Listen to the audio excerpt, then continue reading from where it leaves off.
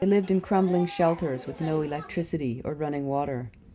There were few resources to entertain the children. It's a long way from Saltspring Island, Lesotho, a small country in South Africa. You can't walk down the street without being greeted by the people you pass, so it felt like Salt Spring. But unlike Salt Spring, 40% of Lesotho's population live below the international poverty line, about $1 a day. Despite that, Salt Spring Island resident Andrea Palfreman fell in love with the place. I went there on a lark. My mother had won free tickets to go to South Africa, and she offered one to me.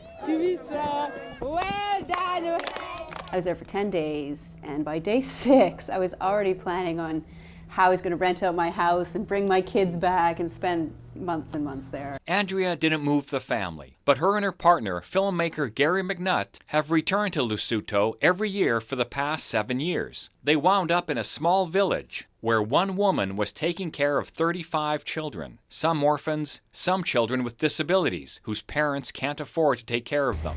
Awful poverty, like something that I'd never encountered before, and yet everybody was smiling, everybody was joyous. There was a sense of unity that was just so strong that we knew we could do something here. And they did. Through Andrea and Gary's fundraising efforts, a school has been built. Scholarship funds are in place. We don't have the hospital yet, but we do have a health clinic.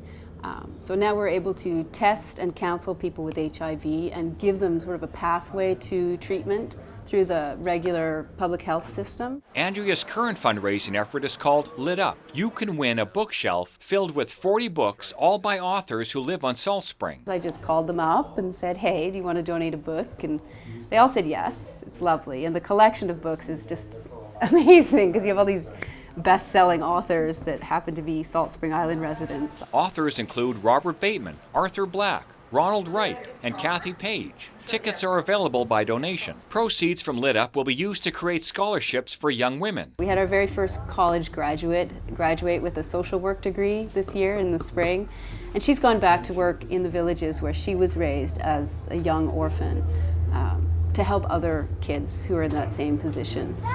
You just see people thriving and moving from emergency to emergence in a way that's really very profound. The draw date for Lit Up is October 1st.